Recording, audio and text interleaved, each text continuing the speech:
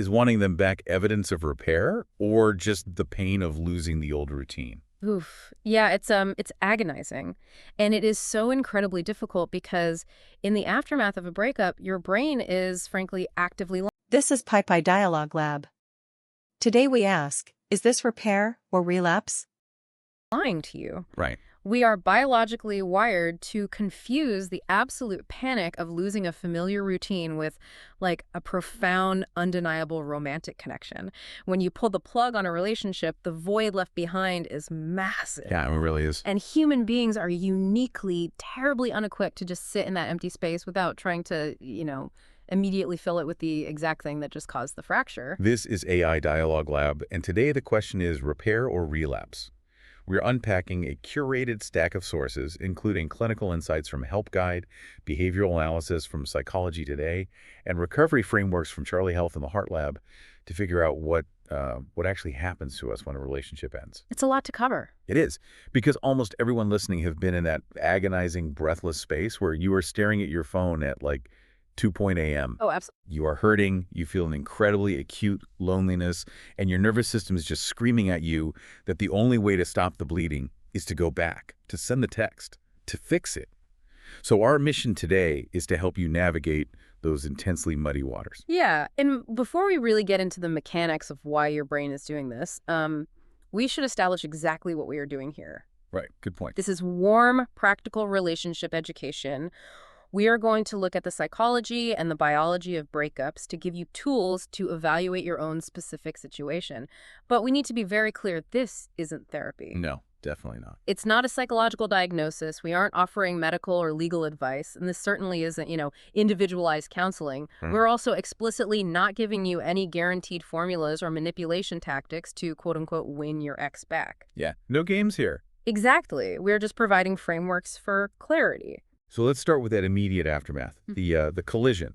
You watch a movie, a breakup happens, the protagonist cries to a sad indie song while eating takeout, and by the next scene they have a new haircut and a renewed sense of purpose. The montage effect, yeah. Exactly.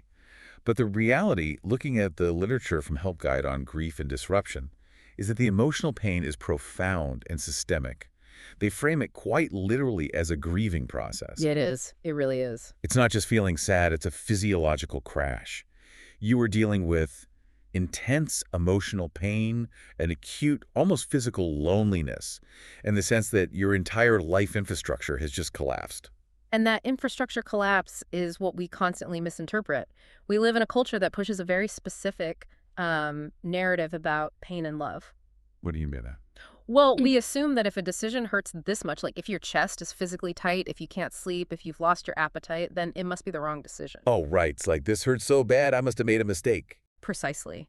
The logical leap the brain makes is completely understandable. It says, if my life feels this unlivable without them, then leaving was an error. We must be meant for each other. But the most critical distinction the Help Guide materials force us to make is that intense pain is not automatic evidence that the breakup was a mistake. Wow. It is just evidence of loss. That reframing is massive. So the pain is a metric of the loss, not a metric of the relationship's quality. Exactly. I think about it kind of like losing a job. If a company suddenly fires you, or even if you quit a highly toxic workplace, the next morning you are going to wake up in a cold sweat. Oh, 100%. You are going to feel intense panic, a loss of identity, a fear of the future. But that panic doesn't mean the boss wasn't abusive or that the job was actually good for you. That is a brilliant analogy. You are mourning the loss of the paycheck, the daily structure, the identity of having the role. With a partner, you are losing an entire ecosystem. An ecosystem, yeah. You are losing a shared history, a built-in emergency contact, someone to text the mundane details of your day to, and crucially, you are losing a projected future. The future part is so heavy. It is. Your brain had already mapped out the holidays, the next vacation, maybe a life together. When the breakup happens, all of that projected reality is instantly wiped out. The pain of that erasure is a measure of the attachment bond. It tells you absolutely nothing about the bond's overall health, its long-term viability, or whether it was actually, slowly destroying your self-esteem. So if we look at the Psychology Today piece, specifically on managing loneliness, they take this a step further into the actual biology. It's not just a metaphorical broken heart. Your nervous system is practically experiencing a localized panic attack because a core routine has been eradicated. Yeah, humans are fundamentally creatures of habit. Right. And a long-term relationship is, at its core, a massive, densely intertwined bundle of habits. Right. To understand why the urge to go back feels so overpowering, we have to look at homeostasis. Our brains and bodies crave a stable baseline. Predictability equals safety from an evolutionary standpoint. Makes sense. In a relationship, you know the rhythms. You know who you are texting when you wake up. You know the exact way they make coffee. You know how your Friday nights are generally going to unfold. Over time, that other person becomes an external regulatory mechanism for your own nervous system. Wait, so you use them to regulate yourself? Exactly. You use their presence to co-regulate your own stress. When that person is suddenly removed, the routine doesn't just change. The regulatory system shatters. The brain registers this sudden lack of predictability not as sadness, but as an act of crisis. It triggers a massive stress response, flooding your system with cortisol. Oh, wow. So when a listener feels that overwhelming, almost physical itch to reach out, that burning urgency to hear their voice or see their face, it feels like an undeniable romantic pull. It feels like epic love. But based on the neuroscience, this urgency isn't necessarily driven by how wonderful the relationship was. It's driven by the nervous system desperately seeking relief from what we could call like empty routine pressure. That is the exact mechanism. It is a biological withdrawal symptom. When you are in the middle of a cortisol flood, your nervous system is desperately scanning the environment for the fastest possible route back to baseline. It wants predictability back. Right. And the fastest, most ingrained route it knows is the ex-partner. Here is the really dangerous part. Even if the baseline with that partner was actually quite dysfunctional, even if you fought every single day, it was a known dysfunction. A known dysfunction. Wow. To the primitive parts of the brain, a known misery is always preferable to an unknown void. That crushing urgency you feel at 2 a.m. isn't necessarily your soul crying out for its mate. It is often just your biology demanding a return to the familiar to alleviate the terrifying pressure of the empty routine. I want to try an analogy here, because understanding that your body is tricking you is really hard to internalize when you're in the thick of it. Yeah, go for it. Imagine you're rearranging your bedroom. You've had this huge, heavy oak dresser sitting in the exact same corner for 5 years. Finally, you decide it's clunky, it takes up way too much space, the bottom drawer is completely jammed, so you get rid of it, you haul it out to the curb. Okay, I see where this is going. But for weeks afterwards, every single time you walk into that bedroom to get dressed, your body automatically walks over to that empty corner. Your hand literally reaches out into thin air to pull a drawer that is there. Yes. You don't actually want the broken dresser back. Yeah. You are enjoying the extra floor space. But your brain's spatial memory is running on pure autopilot. It feels incredibly jarring to grab at nothing. Yeah. Are we in the aftermath of a breakup basically just missing the furniture? That is a phenomenal way to conceptualize the physical sensation of a breakup. Yes, we are constantly reaching for the furniture. We are missing the structure, the weight, and the spatial occupation that the person provided in the room of our lives. Yeah. The profound danger is that we interpret that purely neurological autopilot response, the jarring feeling of reaching into empty space, as a soulful, destined yearning to drag that specific broken dresser back into the house. So if that visceral, desperate feeling isn't necessarily love, but rather the panic of an empty routine, Yeah. what else is imitating love in these moments? Because when you are lying on the floor crying, it certainly feels like love. It really does. If we are misinterpreting our own bodily signals, what are the primary emotional imitators we need to actively watch out for? Well, the sources outline several highly convincing emotional states that masquerade as a desire to repair the relationship. The first, as we just explored, is the sheer force of ingrained habit and nervous system withdrawal. Right, the missing furniture. Exactly. The second major imitator is guilt. This is particularly potent if you were the one who initiated the breakup, or if the relationship ended messily and you feel you didn't handle your exit with perfect grace. Oh, guilt is a big one. It creates a massive gravitational pull. You see the other person hurting, and because you care about them as a human being, you want to alleviate their pain. And subconsciously, by alleviating their pain, you alleviate your own guilt. But returning to a romantic relationship to soothe your conscience is a recipe for deep resentment. It is not repair. Right, because You aren't returning out of a desire to build a shared future. You are returning to manage a bad feeling in the present.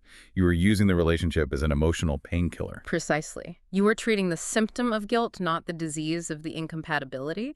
And the third, perhaps most pervasive imitator is what we can call unfinished emotional bargaining. Unfinished emotional bargain. Yes. This is the mind's refusal to accept finality. It's the constant internal monologue of, if only I had phrased that one argument differently, or if only I could get them to understand my perspective on that one trip we took, everything would unlock and be fixed.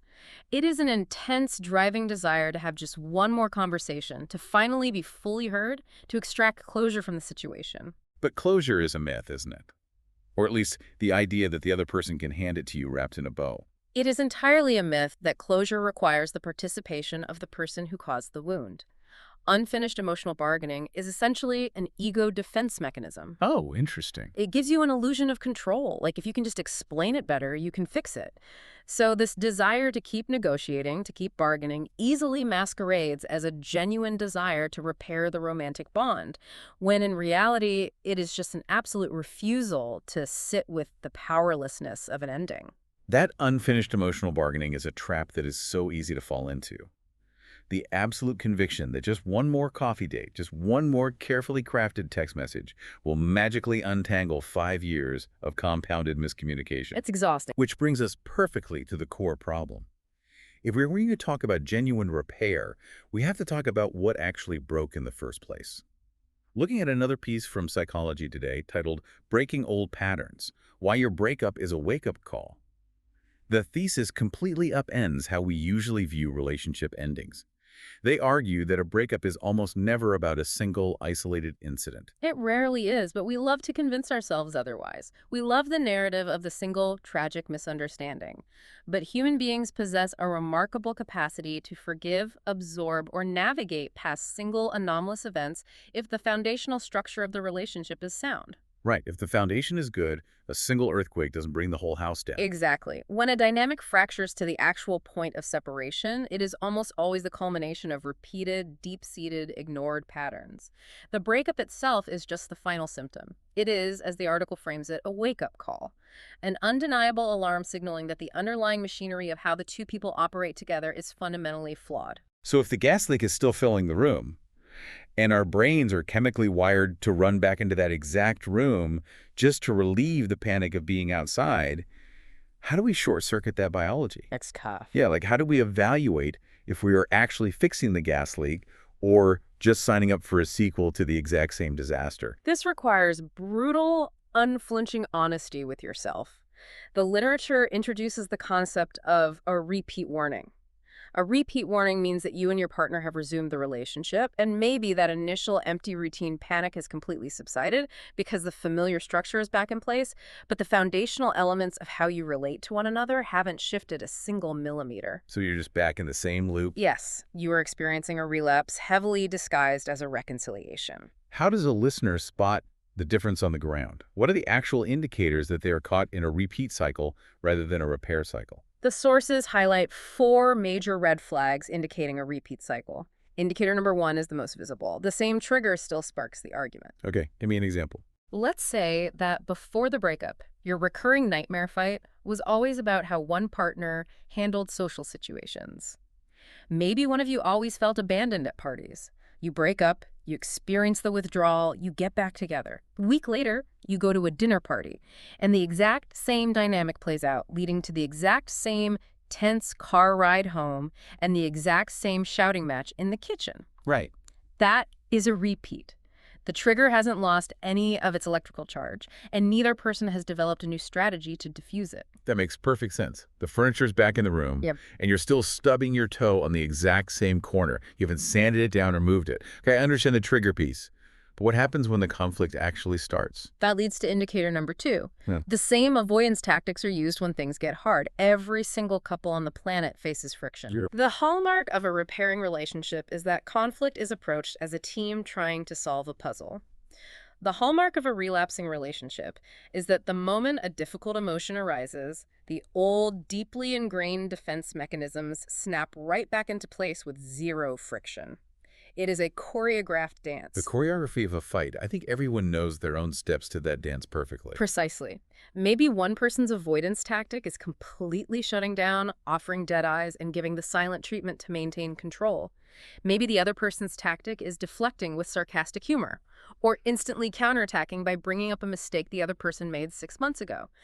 If you get back together, and the moment there is tension, you both immediately default to your old positions in that dance of avoidance, the relationship hasn't changed. You are just resting between rounds. Okay, let me push back on this based on lived experience. What happens when you reunite and they immediately hit you with the, "I'm so sorry, I see everything clearly now, I've completely changed" speech? Oh, the speech. Right. It is so intoxicating in the moment. When you are starved for that validation, an apology feels like massive change. How does a listener separate a genuinely transformative apology from just the dopamine euphoria of getting back together? That is perhaps the most difficult thing to parse, which brings us to indicator number 3. The presence of the same vague apologies offered without action. In the euphoric, cortisol-relieving rush of a reunion, people are desperate to smooth things over. They will say, "I'm so sorry, I'll do better, I'll change, I see where I was wrong, and I promise it won't happen again." Right. And to the listener, that sounds like taking ownership. It sounds like a victory. It sounds like ownership, but psychologically it is fundamentally empty if it is not tethered to a highly specific, observable action. A vague apology is designed to end the discomfort of the conversation. "I'm sorry I made you feel bad" is essentially meaningless. A specific, repair-oriented apology identifies the mechanism of the harm and proposes a structural solution. What does that actually sound like in practice? A repair apology sounds like, "I realize now that when I consistently prioritize my friends over our planned dates without communicating, it makes you feel entirely unvalued and foolish. I am going to change this by committing rigidly to our shared calendar, and if an emergency requires a change of plans, I will communicate it to you at least 24 hours in advance, rather than leaving you waiting." That's incredibly specific. Exactly. If the apologies upon reuniting are sweeping generalizations like, "I'll just be better," with no actionable blueprint attached, you are absolutely setting yourself up for a repeat. That distinction is incredibly sharp. "I will be a better partner" is a wish. "I will use this specific communication tool when I am stressed instead of raising my voice" is a repair. And what is the final indicator of a relapse? Indicator number 4 is that the same unclear boundaries are present. Boundaries are simply the rules of engagement for how two people agree to treat each other. They establish what is safe and what is harmful. If the relationship originally ended because a core boundary was consistently violated, for instance, a lack of financial transparency or constant uninvited emotional dumping, and you return to the relationship without explicitly redefining, verbalizing, and actively enforcing that boundary, you are quite literally just waiting for the next violation to occur. The structure of the house hasn't changed, only the temporary mood of the people living inside it. But wait, people aren't robots. Life is chaotic, and humans are incredibly fallible. Sometimes a pressure cooker at work just bursts. Someone snaps, they say something awful, and it really is just a catastrophic one-off mistake. True. If we tell listeners that every single blowout is indicative of a hidden systemic pattern, aren't we encouraging them to overanalyze a normal human bad day? Sure. How do you know if it's actually a systemic failure or just a Tuesday that went completely off the rails? It is a vital question because we have to allow room for human error. Extreme stress, a death in the family, a job loss, a health crisis can absolutely cause out-of-character behavior. However, what the psychological literature, and particularly behavioral analysis, suggests is that even a so-called one-time blowout rarely happens in a complete vacuum. Okay, so there's usually buildup. Yes, it usually rests heavily on a foundation of long-standing micro-communication failures that finally buckled under the weight of the new stress. Can we break that down? How do micro-failures lead to the explosion? Let's look at the gas leak analogy. Say the one-time incident that caused the breakup was a massive, terrifying screaming match where one partner threw their keys across the room, punched a wall, and stormed out into the night. Pretty dramatic. Very. The partner returning a week later says, "I am so sorry, I just snapped because of the massive layoffs at work. I've never thrown anything in my life, and I will never do it again." That statement might be factually entirely true. They may genuinely intend to never throw keys again. So that's the match. The stress of the layoffs lit the match. Exactly. But if you rewind the tape and look closer at the preceding 6 months, you might find a profound pattern. You might notice that this same partner consistently stonewalled during minor disagreements. You might notice they constantly dismissed the other partner's attempts to check in emotionally, saying, "I'm fine, drop it," whenever tension arose. Ah, I see. They lacked the internal tools for healthy emotional regulation and distress tolerance.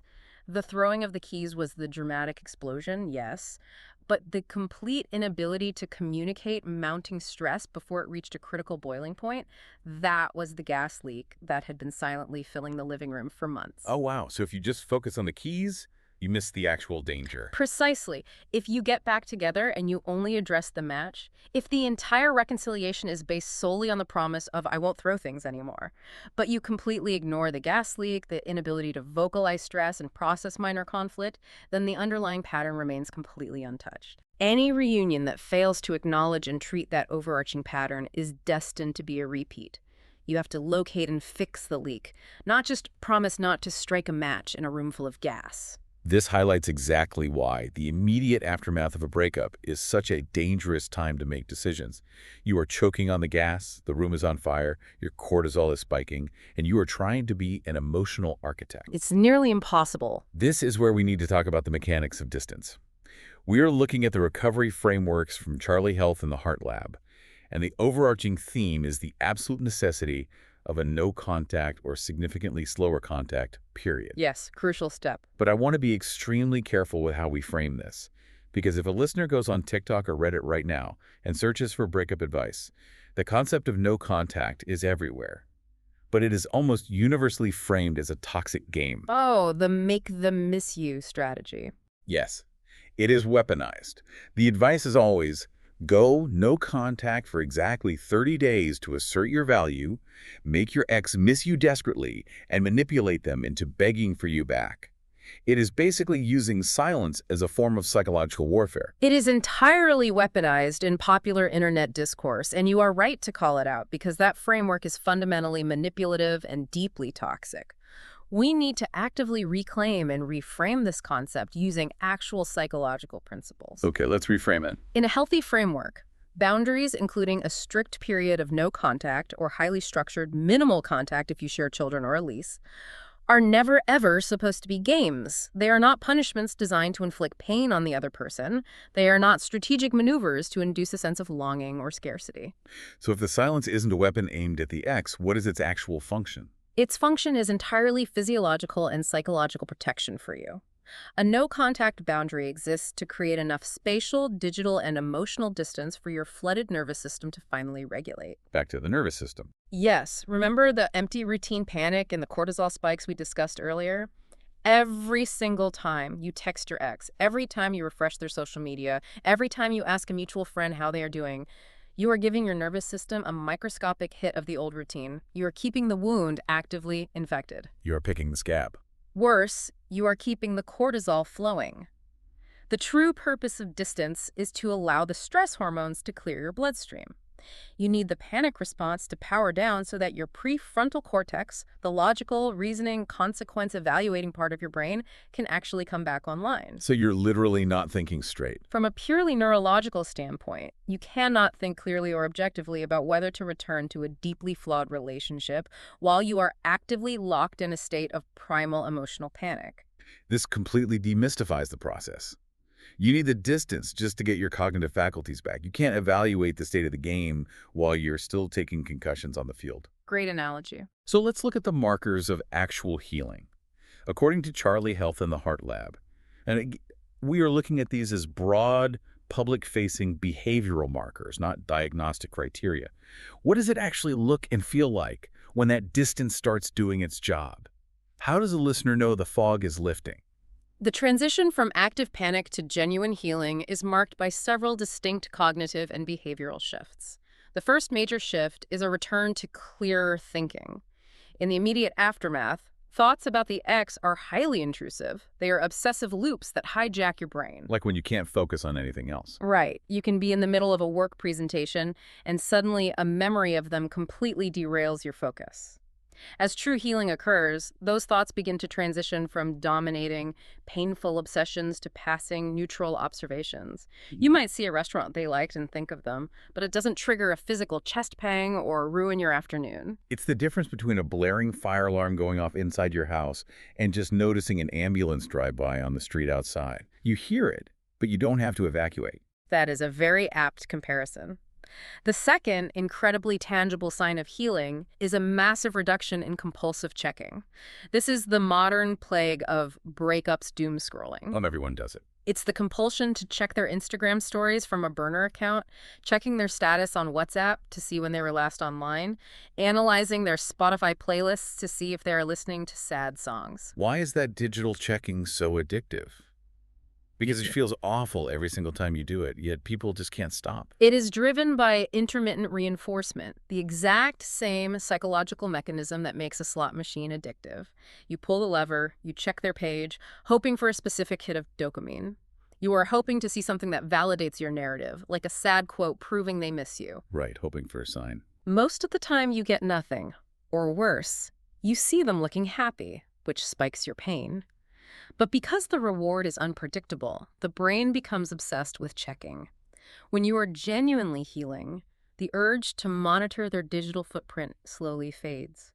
You reach a point of acceptance where you realize that knowing what they are doing right now in this exact minute doesn't actually serve your life or alter your reality. And for anyone listening right now who is caught in that doom-scrolling loop, this is vital to understand.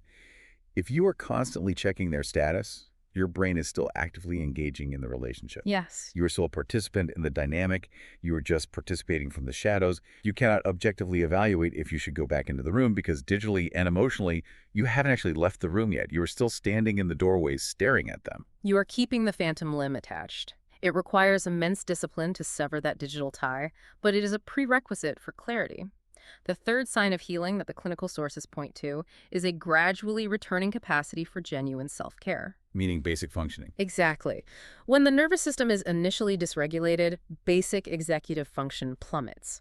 Showering, eating a real meal, paying a bill, these tasks feel insurmountable. As the cortisol clears, you slowly regain the baseline energy required to invest in your own well-being. You might return to an old hobby, start focusing on a work project, or simply find the capacity to sleep through the night. And the final sign. Because based on the sources, this one seems like the ultimate paradigm shift. The final and arguably most profound sign of healing is the nascent ability to start imagining a future that does not involve the ex-partner. Wow, yeah, that's huge. In the beginning of a breakup, visualizing the future is terrifying. It is just a massive, gaping blank space because the X was written into every single chapter of the draft. Healing means that the blank space slowly, almost imperceptibly at first, starts to populate with new, independent possibilities. You start visualizing a trip you could take alone or a goal you want to achieve, and you feel a spark of excitement for a life where they are not the central character. I want to tie this back to something we explored in the first segment. We discussed unfinished emotional bargaining as one of the great imitators of love. How does this period of distance, this strict no-contact space, actually kill that bargaining process? Yeah. Because intuitively, it feels like if you are isolated from them, sitting alone in your apartment, you would just bargain more in your own head. You just rehearse the arguments endlessly. It's a very perceptive point. Initially, in the first few days of distance, the internal bargaining might actually spike. It gets louder. But true, sustained distance eventually deprives the bargaining process of its essential fuel, new information. New information. Yes, if you are still in low-level contact, every single interaction provides fresh material for the brain to analyze. A terse text message, an ambiguous emoji, a brief, awkward interaction at a coffee shop. The brain takes that tiny scrap of data and uses it to build a whole new negotiation strategy. Like, oh, they used a smiley face. Maybe their anger is softening if I just send this one specific article to them. You're constantly updating the spreadsheet. Exactly. Distance starves the fire of new data. Eventually, the cognitive load of bargaining becomes too heavy to sustain with no external input. The mind slowly realizes that it is sitting at a negotiation table completely alone. The other party isn't coming to the table. When the energy spent bargaining begins to yield zero results, it begins to dissipate. The silence forces you to confront the concrete reality of the ending rather than living endlessly in the exhausting fantasy of a potential negotiation. So what does all of this mean for the listener? It means you have to actively step off the chaotic ride before you can logically decide if you want to buy another ticket. You have to let the physiological and emotional dust settle. But let's fast forward. Let's say the dust has settled. A listener has taken the space, they have starved the bargaining fire, their nervous system is regulated, they're not acting out of a desperate 2.0 a.m. panic, and yet, looking at the relationship logically, they genuinely believe there's a core bond worth salvaging. We are now moving into the most actionable, critical part of our deep dive. If a listener is genuinely considering trying again, what is the ultimate concrete test for real repair? This is where we distill all the psychological theory down to absolute brass tacks. The golden rule of reconciliation, synthesized from across these behavioral frameworks, is unforgiving but necessary. Genuine reconciliation requires observable, changed behavior over time, absolute, undefended ownership of the past pattern, and a highly specific, actionable plan that both people can name out loud. Okay, let's break that down. If those three pillars are not firmly in place, you are not repairing a relationship. You're just walking directly back into a burning building because it's warm. Observable, changed behavior. Not promises. Not tears. Action. So let's collaboratively walk through the practical, rigorous checklist derived from the source materials. This is the checklist that you, the listener, need to sit down and answer with brutal honesty before you agree to re-engage. And we should emphasize. Yes, and I want to emphasize again, this is a non-shaming exercise. We are not here to judge anyone for wanting their partner back. Love is intensely complicated, and shared history carries massive weight. But we want you to walk back into that dynamic with your eyes wide open, protected by logic. Precisely. This checklist serves as a diagnostic tool for the health and viability of the potential reconciliation. Question number 1, what tangibly has actually changed? And this answer must go far beyond the emotional realm of we really miss each other or we had a long talk and realized how much we love each other.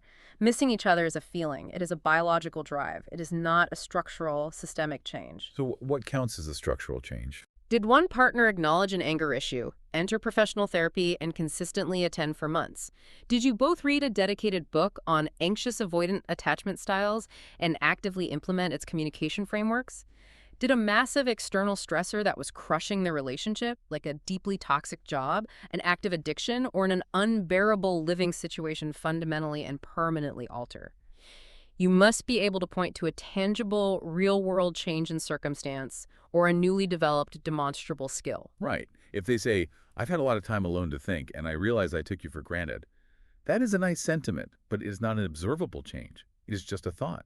If they say, I have spent the last 3 months working with a professional to understand why I shut down during conflict, and here are the tools I've learned, that is an observable structural change. Exactly. Which leads directly to the second question on the diagnostic checklist: who owns what? Is there profound mutual accountability for the past destructive pattern, or is there still subtle deflection and finger-pointing? It takes two people to co-create a relationship dynamic. Even if one person's behavior was objectively more egregious or damaging, both people contributed to the cycle in some way, even if it was just through enabling or failing to set boundaries earlier. I think human ego makes taking true ownership incredibly difficult. What does bad ownership sound like versus good, productive ownership? Bad ownership is defined by the word but. It sounds like, I'm sorry I yelled at you, but you always push my buttons when I'm tired. That is a complete deflection. It takes the responsibility for the emotional outburst and places it entirely on the partner's actions. It's essentially saying, you made me abuse you. Oof, yeah, that's toxic. Good ownership requires dropping the defense mechanisms entirely. It sounds like, I take absolute full responsibility for yelling. It is my job to manage my temper, regardless of how frustrated I feel in the moment. I own that I used intimidation to shut down the argument, and that was deeply unfair to you. And the partner's ownership in that scenario? The partner might own their side of the street by saying, I take responsibility for the fact that I often bring up highly sensitive, triggering topics late at night when we are both completely exhausted, which sets us up for a combative failure. I need to be better about timing. Both people are examining their own mechanics without defending their egos. That level of vulnerability is rare, but it seems absolutely essential. Okay, moving to question number 3 on the checklist. And I want to highlight this one because I think it serves as the ultimate real-world stress test for a couple. What exactly will we do differently in the very first conflict? Oh, this is the big one. Right. Because the honeymoon phase of getting back together is a powerful drug. Yeah. The dopamine is rushing. You feel immense relief. Everyone is on their best behavior. But that first real fight is coming. It is statistically inevitable. Having a concrete blueprint for that next fight seems like the only way to survive it. It is the single most critical preventative measure a reuniting couple can take. When couples get back together, they are often walking on eggshells. They try to avoid any hint of conflict at all costs to preserve the fragile new peace. But avoiding conflict just builds the pressure in the gas line again. Instead of avoidance, you need a pre-agreed upon protocol, a script. What does that script look like? It needs to be highly specific. You might agree, the next time we start arguing about household responsibilities and either one of us feels our heart rate spike or feels the urge to shout, we will use a specific safe word. Let's use the word pause. The moment that word is spoken, we agree to physically separate into different rooms for exactly 20 minutes. During that time, we will each write down our primary frustration on a piece of paper, and we will come back to the kitchen table to read them out loud without interrupting each other. That's a great strategy. The key is that you have to name this plan out loud, together, in a moment of peace, before the conflict ever happens. It's exactly like a fire drill. You don't try to figure out the evacuation route, read the map, and assign roles while the alarm is screaming and the hallway is actively filling with thick smoke. You practice the drill on a sunny, calm Tuesday morning so that your body's muscle memory knows exactly what to do when the real panic sets in. That analogy is perfect. You are building muscle memory for distress tolerance. Question number 4 on the checklist moves from conflict to safety. What boundary protects both people? We talked earlier about how boundaries are not punitive games. In a reconciliation scenario, a boundary is a necessary safety net. It protects the new, fragile dynamic from old, aggressive habits. Give me an example of a reconciliation boundary. It could be structural. We are intentionally taking things very slowly. We agree to only see each other 2 nights a week for the first month to ensure we aren't rushing blindly back into codependency. Or it could be behavioral. If either of us resorts to name-calling or contemptuous language during a disagreement, the conversation immediately ends for the night, and the person who used the language must sleep in the guest room. Very clear limits. The boundary must be explicit, mutually agreed upon, and most importantly, strictly honored the very first time it is tested. And what happens if the boundary is repeatedly crossed or the new blueprint completely fails? Which leads perfectly to the 5th and final question on the reconciliation checklist. What will we do if this fails again? I know bringing up failure when you are trying to rebuild sounds incredibly pessimistic, but ensuring there is an explicit exit strategy so the listener doesn't feel trapped in a doomed loop seems vital. It is not pessimistic at all. It is deeply realistic and highly protective of both people's mental health. When people reunite, there is an immense, crushing internal pressure for it to work out. Because if it fails a second time, the grief and the sense of failure feel almost unbearable to contemplate. To mitigate that massive background anxiety, you have to drag the worst-case scenario into the light and acknowledge it. How do you verbalize an exit strategy without dooming the attempt? You frame it around time and effort. You might say to each other, we are committing to trying this new way of relating with these new boundaries and this new conflict protocol for 6 solid months. If after 6 months we find ourselves stuck in the exact same painful patterns, experiencing the same distress, we will agree to peacefully dissolve the relationship. We will walk away knowing with absolute certainty that we gave it our absolute best, conscious, structural effort, and it simply wasn't a fit. That actually takes a lot of pressure off. Naming the exit strategy actually dramatically reduces the anxiety in the room because it assures both people that they will not be trapped in a repeating cycle of misery indefinitely. It gives you permission to try without the fear of eternal entrapment. It's like rebuilding a house after a devastating flood. You love the piece of land. It has history. You desperately want to live there. But you can't just take the wet, moldy, rotting furniture, drag it back inside the soaked drywall, put some fresh paint on the outside, and cross your fingers hoping it doesn't rain again. Exactly. That's just a recipe for another disaster. You have to survey the foundational damage.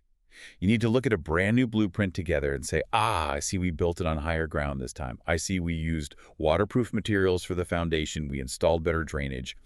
If you don't have the new blueprint and the new materials, you are literally just sitting in a wet house, waiting to drown again the next time a storm rolls in. The structural integrity has to be the singular focus, not just the aesthetic or emotional desire to simply possess a house.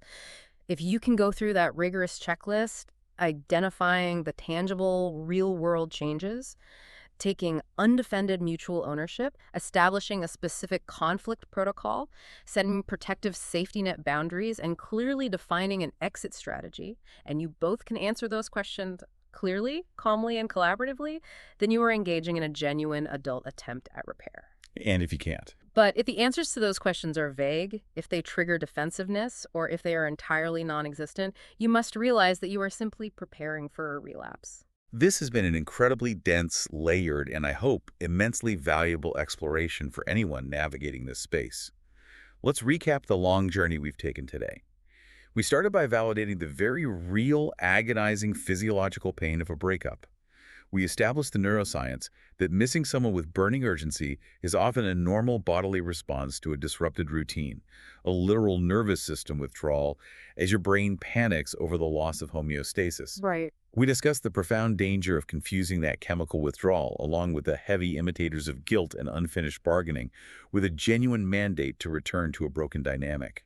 We then looked deeply at how breakups are almost never isolated accidents, but rather loud wake-up calls exposing deep, repetitive underlying patterns.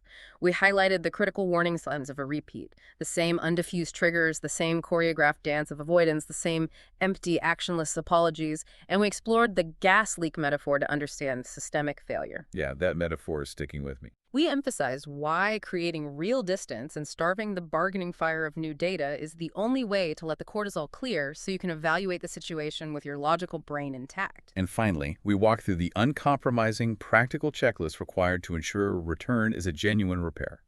Observable change, absolute ownership, a specific fire drill blueprint for the next conflict, and an agreed-upon exit strategy. Before we wrap up, we want to deliver a core, warm, and completely non-shaming message directly to you, the listener, drawn straight from the heart of our source materials. It is a fundamental, deeply human truth that often gets entirely lost in the emotional chaos of a separation. You do not need to hate someone to leave them. You can love them deeply, you can wish them the absolute best in life, and you can still logically recognize that the dynamic you share is destructive to your well-being. Conversely, you also do not need to rush back to them just because missing them hurts so much. The pain of letting go is not a command to hold on tighter. It is just the body learning how to live in a new space. You do not need to rush back just because missing them hurts. That is the kind of profound clarity you write on a Post-it note and stick to your bathroom mirror. To close out our deep dive today, I want to leave you with one final practical thought to mull over on your own. It builds on the neuroscience and the psychology we've dissected today. Go ahead. Tonight or tomorrow night, when you feel that inevitable urge to send that dangerous late-night text, you know the exact one, I'm just checking in on you text, that is secretly loaded with 1,000 unspoken expectations and desperate hopes, I want you to pause. Put the phone down on the counter for 10 full seconds, take a breath, and ask yourself honestly, are you reaching for clarity, or are you just reaching out because you are panicking in the void and you are desperately missing the old routine? Let that question sit in the room with you. Until next time. If you like PaiPai Dialogue Lab, like, subscribe, share, and turn on notifications.